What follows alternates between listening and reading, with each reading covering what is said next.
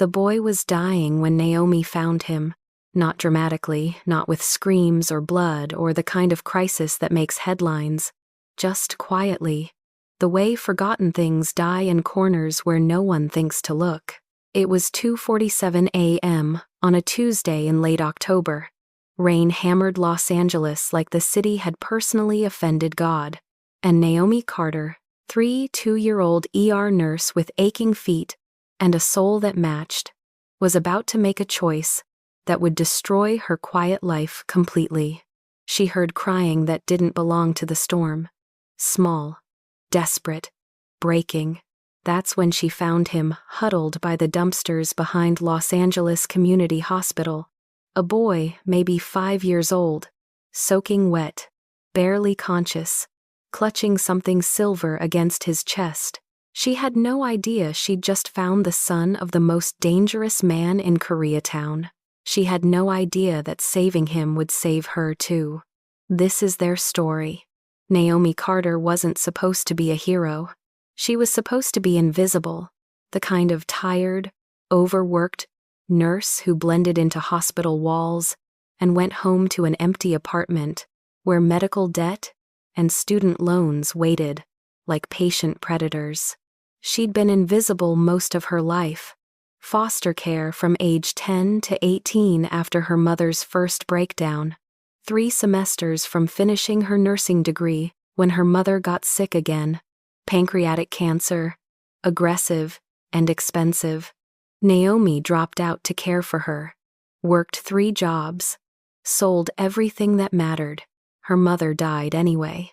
The debt remained $89,000 in medical bills that followed Naomi like a shadow, taking 40% of every paycheck, turning every day into a calculation of what she could afford to need. So, at 32, Naomi existed in that particular American purgatory, saving other people's lives while barely affording her own. On this specific Tuesday, she was 20 minutes past the end of her shift.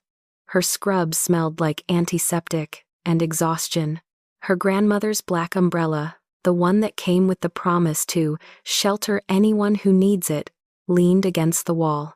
She should have gone home. Instead, she grabbed that umbrella and stepped into the storm. The boy was curled against the dumpster like he was trying to become part of the metal.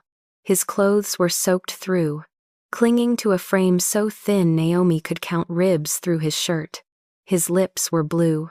His skin was cold as marble, but it was his eyes that stopped her heart. They held the kind of terror that takes years to build. The kind that says times hope is dangerous. Times and times trust gets you killed. Times and times I've already learned that adults lie. Asterisk. Hey, sweetheart, Naomi whispered, holding the umbrella over both of them. Rain drummed the fabric. You're safe now. He didn't speak, just trembled so violently she thought he might shatter. Naomi wrapped her cardigan around his thin shoulders and lifted him. He weighed almost nothing ghost-light, like he was already halfway to disappearing. His small hand clutched something silver at his chest. A necklace. She didn't try to take it. Inside the ER, Nurse Yoonhee looked up from her station, expression shifting to alarm. Naomi, what are you? Hypothermic child. He needs help. You can't just bring in every kid you find. Street cases come with trouble. Then I'll handle the trouble. In exam room 3, Naomi worked with the efficiency of someone who'd seen too much death to waste time on protocol. Warm blankets, IV fluids, gentle hands checking vitals while he watched her with those ancient, exhausted eyes. Temperature, 94.3 degrees. Dangerously low. Pulse, 132. Racing with fear, or cold, or both. Injuries, none visible, but he flinched when she reached for his left arm. Someone had hurt this child long before tonight, and clutched in his small fist was that silver necklace, a pendant engraved with flowing Korean characters, and one letter in English. Asterisk, asterisk, J, asterisk, asterisk. Can you tell me your name? Naomi asked gently. His lips moved. No sound came out. She didn't push. She just worked quietly, warming him back to life, whispering reassurances she half believed herself. You're going to be okay. I promise. You're safe here. When his breathing finally steadied and color returned to his lips, Naomi pulled up a stool and made a decision. Protocol said call social services. Let the system handle it. But Naomi had been in the system. She knew what happened to traumatized kids who got lost in it. She knew about the group homes where survival mattered more than healing. She knew about the foster placements that treated children like paychecks. You stay here tonight, she whispered to the sleeping boy. We'll figure out the rest tomorrow. She didn't know it yet, but that promise would change everything. 3 days passed. No one came for him. The police ran his photo through every database. Missing children, Amber Alerts, hospital admissions. Nothing. No frantic parents searching. No worried relatives calling. No teachers reporting an absent student. It was like this boy had never existed until the moment Naomi found him. On the 3rd day, a caseworker named Patricia Chen sat across from Naomi in the hospital cafeteria. She was in her 40s, kind but worn down by a system that asked too much and gave too little. Here's the situation, Patricia said, stirring sugar into bad coffee. We're overloaded. Foster placements are taking 6 weeks minimum right now. He can't stay at the hospital. Administration is already asking questions. So what happens to him? Temporary group home. Until a spot opens up. Naomi had visited those group homes during her own time in foster care. Warehouses for unwanted children. Places where kids learned that no one was coming to save them. What about emergency guardianship? Naomi heard herself ask. Temporary kinship care? Patricia studied her carefully. That requires a willing guardian who can pass a background check. Do you know someone? Naomi took a breath. I can. The words came out before she'd fully thought them through. Patricia's eyebrows rose. Miss Carter, that's a significant commitment.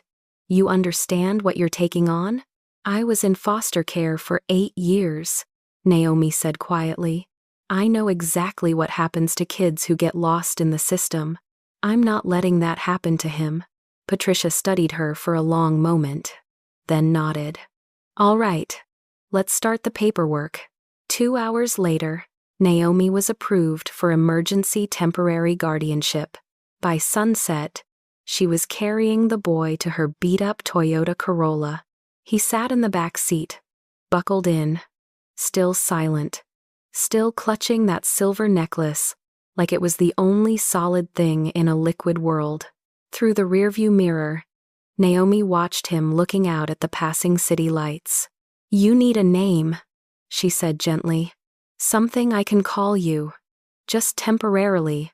Until we figure out who you really are. He looked down at the pendant in his small hands, those Korean characters she couldn't read. That single English letter, asterisk, asterisk, J, asterisk, asterisk. How about J? Naomi offered. Just for now. Would that be okay? He met her eyes in the mirror. After a long moment, he nodded. Welcome home, Jay, Naomi whispered. She had no idea she'd just brought the heir to a criminal empire into her 800-square-foot apartment. She had no idea that the most dangerous man in Los Angeles had been searching for this child for 2 years. She had no idea that choosing compassion over caution had just painted a target on both their backs. Before we continue, I want to ask, where are you watching from? Drop a comment and let me know. And if this story is pulling at your heart, hit that subscribe button for Unusual Tales. These are the journeys we take together. Stories about courage, family, and the unexpected ways our lives collide. Every subscription helps us keep telling these stories. Now, let's see what happens next. That first night, Naomi made spaghetti from a jar. Nothing fancy. Noodles from a box. Garlic bread from the freezer. but she set the table carefully. 2 plates, 2 forks, 2 glasses of milk. She even lit a candle she usually saved for power outages. Jay emerged from the bedroom slowly, tentatively, like he wasn't sure if he was allowed. He climbed into the chair too tall for him, his feet dangling, and stared at the plate in front of him. Steam rose from the pasta. The sauce was deep red. The bread was golden brown. He stared at it like he'd forgotten what it meant to sit at a table and eat a meal someone had prepared. Or maybe he'd never known at all. "Go ahead," Naomi said softly. "It's okay. Eat."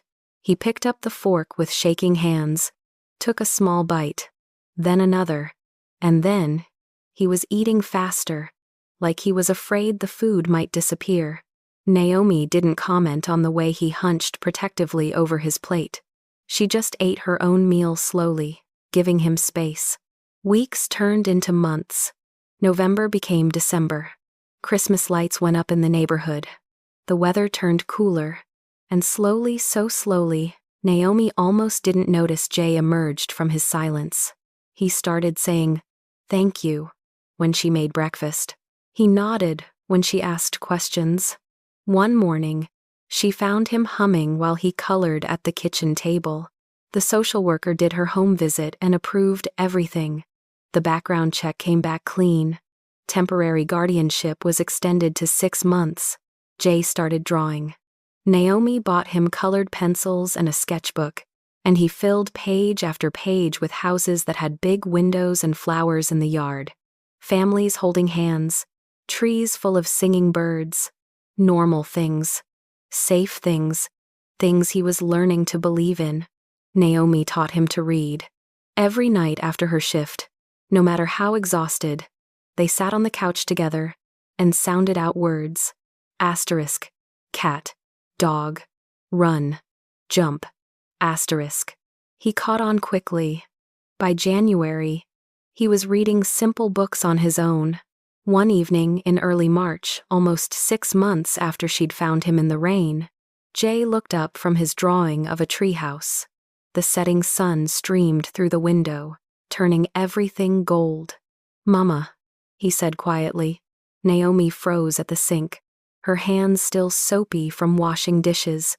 For a moment, she thought she'd misheard. The water ran. The refrigerator hummed.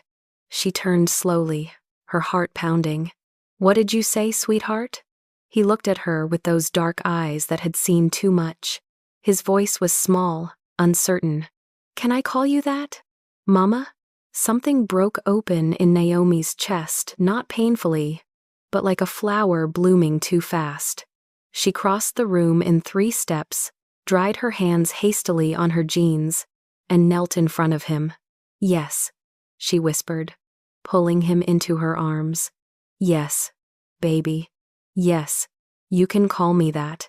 He wrapped his small arms around her neck and held on like he was afraid she'd disappear. Naomi closed her eyes and let the tears come. For months, she'd been strong, professional, doing what needed to be done. But this moment undid her completely. This child, this boy she'd found dying in the rain, was choosing her. Not because of blood or obligation, but because of something deeper. Because she'd shown up. Because she'd stayed. That night, after Jay was asleep, Naomi finally examined the silver necklace he'd let her clean. The engraving was clearer now, Korean characters flowing in elegant lines.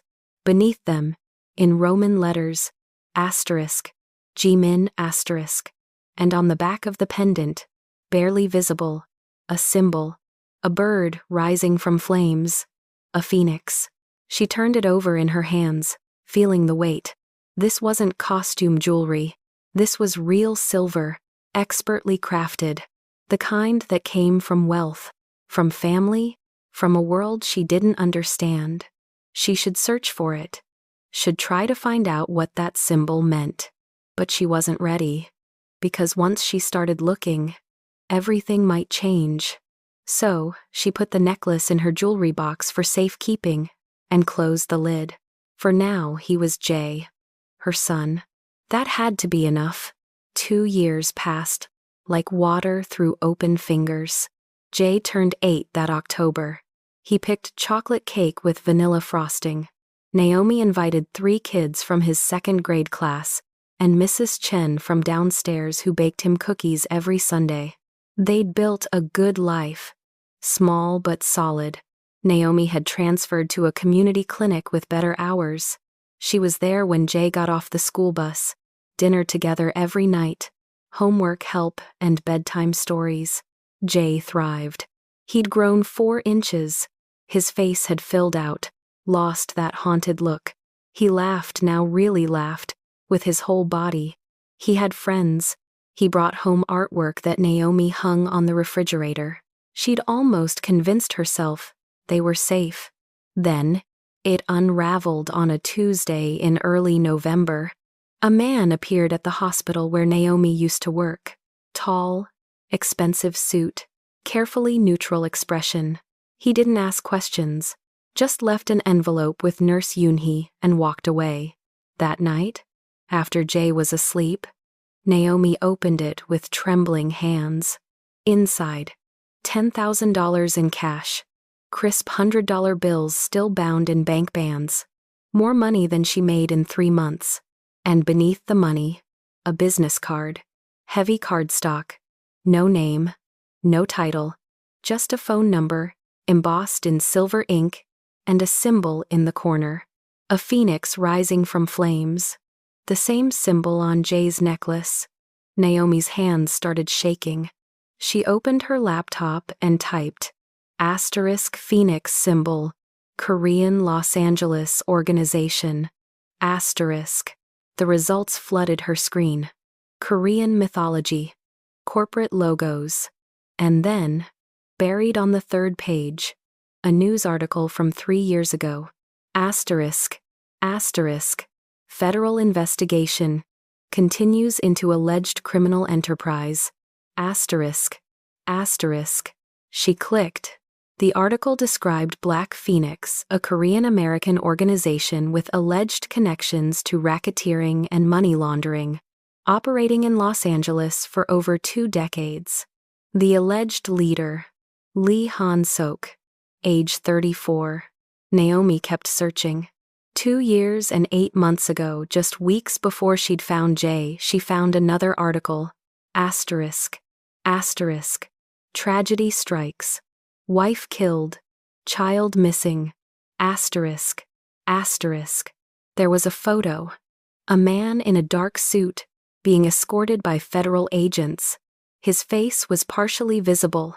Strong jaw, high cheekbones. On his hand, a silver ring engraved with a phoenix. The article continued. Lee Han-sok reported his wife and 5-year-old son missing following a suspected home invasion. The wife was found deceased. The child, Han Ji-min, remains missing and is presumed deceased. Authorities believe the attack may have been internal conflict within the organization. Below the text was a school picture. A small boy with dark hair and serious eyes. The caption read, Han Ji-min, age 5, missing and presumed deceased. The face in the photo was Jay's face. 2 years younger, rounder, but unmistakably him. Naomi's laptop screen blurred as her eyes filled with tears. My son is the child of a crime lord. My son is presumed dead. My son has a father who's been looking for him. She closed the laptop and sat in the dark kitchen, her head in her hands. If she contacted this man, she could lose Jay. If she didn't and he found them anyway, what then? After a long while, she went to Jay's room. He was asleep, his face peaceful. His drawings covered the walls. Happy families, safe houses, sunshine. All the things he'd never had before. No matter who your father is, Naomi whispered. No matter what world you came from, I won't let anyone take you back into darkness. But deep in her gut, she knew the truth. The storm she thought they'd weathered was just beginning. The call came 3 months later on a Tuesday afternoon. Naomi was at the clinic when her phone rang. The school. Her heart dropped before she even answered. "Miss Carter, there's been an incident. Jay is missing." The world tilted. 2 men in a black SUV approached him after soccer practice. According to witnesses, they showed him something, a photograph. "We think," and he went with them voluntarily, like he recognized something. Naomi's voice came out hollow. "Don't call the police. Tell them it's a family custody issue." She hung up and pulled out the business card she'd kept for 3 months. Her hands shook as she dialed. 1 ring. 2. Then a deep voice. "Yes. You left me money 3 months ago," Naomi said, her voice steel over terror. "Someone took the boy I've been raising. I want him back." A pose. "Your son. The boy I've been caring for since he was 5. Jimin. Whatever name you use, bring him back. Miss Carter." The voice turned colder. "I did not take my son, but I know who did. If you want him to survive the night, you will meet me in 1 hour. Come alone." The line went dead. Her phone buzzed. A text. * Silver Moon Korean BBQ. Koreatown. Private room 7. 8 p.m. Come alone. *. Naomi drove through the Los Angeles sunset, her heart hammering. Silver Moon was high-end, understated, expensive. A doorman in a black suit opened the door without asking her name. Inside, another man led her down a hallway to a private room marked with Korean characters. He slid the door open. The room was small, intimate. A single low table, paper screens depicting cranes and mountains, and standing with his back to the door, a man, tall, broad-shouldered, perfectly tailored black suit, dark hair styled simply. On his hand, a silver ring engraved with a phoenix. When he turned to face her, Naomi understood why people followed him, why they feared him. Lee Han-sok was handsome in the way dangerous things are beautiful. Sharp cheekbones, strong jaw, dark eyes that revealed nothing, but around his neck, tucked beneath his collar, she glimpsed silver. A chain. Another phoenix pendant. The match to Jay's. Miss Carter. His English was perfect, barely accented. "Please sit. Where's my son?" "He's not with me. But he's safe for the moment. Please. Sit. We need to talk." Naomi didn't move. "I'll stand." Something flickered in his expression. Surprise. Maybe. "Very well." He gestured. The man who'd brought her bowed and left, sliding the door closed. Now it was just them. "Let me be clear," Han-sok said, his voice calm and measured. "The boy you've been raising is my son, Han Jimin. He was taken from me 5 years ago during an attack on my home. His mother, my wife, was killed. I believed my son died with her. Until 3 months ago, when one of my people saw him at a soccer match and recognized the necklace he was wearing. The necklace I gave him when he was born. He was abandoned," Naomi said flatly. "Left to die in the rain. He was stolen during a coordinated assault on my family." Han-sok's jaw tightened. "My home was burned. My security team was killed. My wife was murdered. And my son was taken. I spent 2 years searching. I thought he was dead." Naomi pulled the silver necklace from her pocket and set it on the table. "This necklace with your organization's symbol.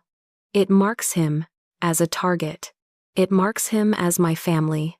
My heir. Your world killed his mother," Naomi said, her voice shaking. "Nearly killed him. And now you want to drag him back." Han-sok was silent for a moment. When he spoke, his voice was quieter. "You've cared for him well. I've had reports for 3 months. He's healthy, happy. You've given him something I never could. A normal life. I gave him the only life he deserves. And I'm grateful." He met her eyes. But he is still my son, my blood, the last piece of my wife, and I've lost too much. I won't lose him again. Naomi stepped closer. You say he's your son. Fine. But I'm the one who held him through nightmares for 5 years. I'm the one who taught him to read, to trust again. I'm the one he calls Mama. She leaned forward. So here's what's going to happen. You're going to tell me where Jay is right now. Then, we're going to get him back together. Not because you own him, but because we both love him. The silence stretched between them. Then, impossibly, Hansok smiled. It was small, barely there, but it transformed his face. You're braver than most of my men, he said. And they're trained killers. He gestured to the chairs. Please, Miss Carter, sit. We have much to discuss about our son, and very little time. This time, Naomi sat. They talked for nearly 2 hours. Hansok told her everything about his wife, Minseo, about the attack, about 2 years of searching, thinking his son was dead. So why didn't you take him 3 months ago? Naomi asked. Why wait? Because I needed to know who had him. If you were connected to my enemies, if this was a trap. He looked at her directly. So I had you investigated. Your background, your work history, everything. And what did you find? That you saved him because that's who you are. Not for money, not for leverage, just because a child needed help. Something shifted in his expression. You have no idea how rare that is. Where is Jay right now? Naomi asked again. Hansok's face hardened. That's the problem. This morning, my people were positioned near his school protective surveillance, but someone else got there first. 2 of my men arrived, but another team extracted him before we could intervene. You're saying you don't have him? Not yet, but I know who does. He showed her a photo. A man in his late 40s, silver at the temples. Kang Dae-hyun, my former second in command. If he kills Ji-min, he eliminates my heir, weakens my position, or he uses him as leverage to force me out. Where is he holding Jay? A warehouse near the port of Los Angeles, one of Dae-hyun's properties. Then let's go get him, Naomi said, standing. Hansok looked at her for a long moment. One condition. After this, you remain part of Ji-min's life, permanently. Real co-parenting, equal say. Can you agree to that? He didn't hesitate. Yes. You saved him, raised him, loved him when I couldn't. You'll always be his mother. I don't want to take him from you. I want us to share him. Something in Naomi's chest loosened. Then let's go get our son. They rode in Hansok's black Mercedes through the Los Angeles night. Just the 2 of them. No bodyguards. No backup. Tell me about him, Hansok said after a long silence. Who he became while I wasn't there. So, Naomi told him everything. Jay's first words after months of silence. His love of drawing. His terrible knock-knock jokes. His kindness to everyone, even kids who weren't kind back. After everything, Naomi said finally, he chose to be good. That's the most extraordinary thing about him. Hansok's hands tightened on the wheel. Minseo was like that too. Too good for my world. His voice dropped. She would have loved who he became. She would have loved you for raising him. They reached the warehouse district as fog rolled in from the ocean. Hansok parked 2 blocks away. He pulled a handgun from the glove compartment. Naomi's stomach turned. I don't want that anywhere near my son. Neither do I. But Dae-hyun will be armed. He checked the weapon. Stay behind me. If shooting starts, get Ji-min and run. They moved through the warehouse district on foot, staying in shadows. At the Target warehouse, Hansok texted someone. His phone buzzed back. 4 men inside. Dae-hyun and 3 operatives. Ji-min is on the 2nd floor. Office at the end. He looked at Naomi. This is your last chance to leave. That boy in there is worth everything, Naomi said. Now let's go get our son. They entered through a side door. Inside, the warehouse was vast and dark. Shipping containers stacked like blocks. Emergency lights casting red shadows. They found a metal staircase, climbed silently. At the top, a corridor with offices, most empty. At the end, one closed door, light spilling beneath it. Hansok held up 3 fingers. 2. 1. He kicked the door open. The office was small and grimy. 3 armed men positioned around the room. And in the center, sitting in an oversized chair, Jay. He was wearing his school clothes, grass-stained from soccer. His face was pale but composed. When he saw Naomi, his eyes widened. "Mama," he whispered. "Jay." Naomi started forward, but Hansok caught her arm, because stepping from behind the desk was a man Naomi recognized from the photo. Kang Dae-hyun, distinguished-looking, silver at the temples, expensive suit, cold, calculating eyes. "Right on time, Hansok," Dae-hyun said in accented English. "And you brought the nurse. How touching. The boss and the bleeding heart, united by love for a child." "Let him go," Hansok said quietly, his gun raised. "This is between us. But that's where you're wrong." Dae-hyun walked over to Jay and put his hand on the boy's shoulder. Jay flinched. "This boy is everything.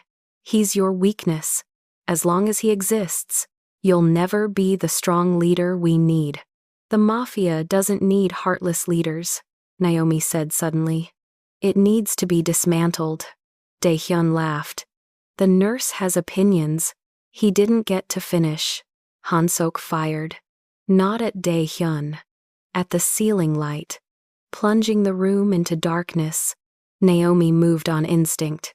Years of emergency training took over. She dove toward Jay's chair, grabbed him, pulled him down. "Close your eyes, baby," she whispered, shielding him with her body. "I've got you." Gunfire erupted. Muzzle flashes strobed the darkness. Glass shattered. Someone screamed. Naomi dragged Jay toward a metal filing cabinet. She covered his ears, pressed his face against her chest. Then, silence. "Naomi." Hanseok's voice. "Are you hit?" "No. We're okay. Jay's okay." Emergency lights flickered on, dim and red. Hansok stood in the center, breathing hard, a cut on his cheek bleeding. Dae-hyun was on the ground, clutching his shoulder, weapon gone. 1 guard unconscious. Another fled. The 3rd slumped against the wall, gasping, blood seeping between his fingers. Naomi's medical training overrode everything. "Jay, stay behind this cabinet." She rushed to the injured man. Gunshot wound to the abdomen. Critical but survivable. "I need something to stop the bleeding." Hansok stripped off his jacket and threw it to her. She pressed it against the wound. "Stay with me," she told the injured man, falling into calm competence. "Keep breathing. Look at me. Call emergency services," she told Hansok. Anonymous tip. He made the call. Then he crossed to Jay, who was peeking out from behind the cabinet, eyes huge. "Ji-min," Hansok whispered, crouching. His voice broke. "I'm so sorry you had to see this." Jay stared at him. Then his small hand reached into his pocket and pulled out his necklace. He held it up next to the one Hansok wore. They were identical. "You're him," Jay said, his voice small and wondering. "You're my real father. From before." Hansok nodded, and a tear escaped. "Yes. And I've been looking for you for so long." Jay looked between them. Confusion and fear warring. "But Mama's still your mother," Hansok said firmly. "Nothing changes that. She saved you. She raised you. She loved you when I couldn't." He bowed his head deeply. And I owe her everything. We both do. Naomi finished stabilizing the wounded man. Sirens wailed in the distance. She crossed to them and knelt beside Jay, taking his trembling hand. Family isn't just blood, Jay. It's the people who show up, who stay, who choose you every day. She looked at Han-sok, then back at Jay. We're all your family now. Jay started to cry deep, wrenching sobs. Naomi pulled him into her arms. Han-sok wrapped his arms around both of them. They knelt on that dirty warehouse floor, a nurse, a criminal trying to become better, and a child who'd survived everything. And they held each other. We need to go, Han-sok said quietly, before authorities arrive. He picked up Jay gently. They slipped out as sirens converged. In the car, Jay fell asleep almost immediately, his head in Naomi's lap. Thank you, Han-sok said quietly, for coming, for being brave, for saving that man's life. Thank you for keeping your word, Naomi replied. They drove in silence, carrying their son home. 6 months passed, like pages turning. Han-sok kept his word. The Black Phoenix organization was systematically dismantled. He testified in multiple trials. The prosecutors offered him a deal: community service, 5 years probation, cooperation, no prison time. He used his legitimate assets to establish the Phoenix Foundation, helping children affected by organized crime, gang violence, abuse, licensed therapists, social workers, real chances. And every evening, he came to their apartment for dinner. It became routine. Han-sok brought groceries. Naomi cooked. Jay set the table. They ate together, talking about normal things. Jay thrived. He started calling Han-sok Appa tentatively at first, then naturally. They went to therapy with Dr. Park, navigating this unusual family. You're creating something unprecedented, she told them. There's no blueprint. You're writing your own story. One Saturday, Han-sok took them to a Korean cultural center. They learned traditional drumming, made paper lanterns. Jay's face lit up, discovering his heritage. Walking to get ice cream, Jay held both their hands. I like having 2 parents, he said seriously. Is that okay? Yes, baby, Naomi said, her heart in her throat. That's more than okay.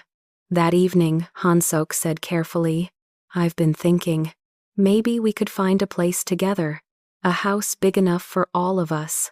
Separate spaces, but shared spaces for family. Jay's eyes went wide. Like a real house? With a yard?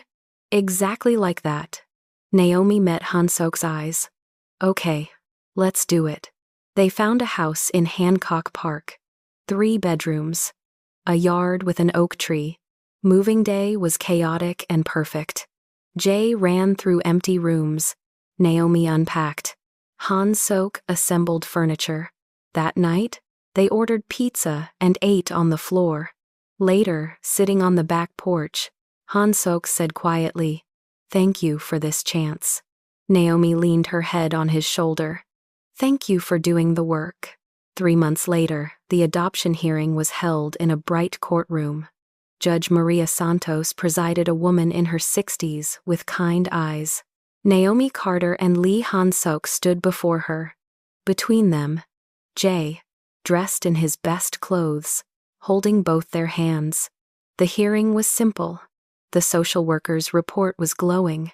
Dr. Park submitted a letter of support. Judge Santos reviewed the paperwork, asked Jay gentle questions. He answered clearly, confidently. The judge signed the papers. I've presided over hundreds of adoptions, she said, looking at them. Rarely do I see a family built with this much intention and love. May you continue to grow together. They walked out as an official family. Both names on the certificate. Equal parents. That evening, they celebrated at home. Jay chose the menu. homemade pizza and sweet potato pie. After dinner, Han Sok pulled out a velvet box. I have something for both of you. Inside were 2 necklaces, Jay's original phoenix polished and restored, and a new one, a phoenix carrying a lotus flower. The phoenix represents rebirth, Han Sok explained. Rising from ashes, the lotus represents new beginnings, beauty from darkness. He looked at Naomi. You grew something beautiful from my past. He fastened the necklace around her neck. The pendant rested over her heart. Then he gave Jay his original pendant. This is yours, not as a reminder of pain, but as a symbol of survival. You carry both worlds, your Korean heritage and your American home. Both families. That makes you stronger. Jay touched his phoenix. Will you tell me about my first mom sometime? Yes, Han Sok said gently. She was brave and kind, like your mama Naomi. She would be proud of you, and she would love your mama for raising you with so much love. I think she'd be happy, Jay said seriously, that you found mama, that we're all together. Han Sok pulled him close. I think so too. They cleaned up together. When Jay was in bed, Naomi and Han Sok sat on the porch. Do you ever think about that night? Naomi asked. When I found him? All the impossible coincidences that aligned? Every day, Han Sok said quietly. The storm, your umbrella, you choosing to look. Sometimes healing comes through the people we save, Naomi said softly. And we discover that saving them saved us. You saved me, Han Sok said. Both of you. From inside, Jay called out.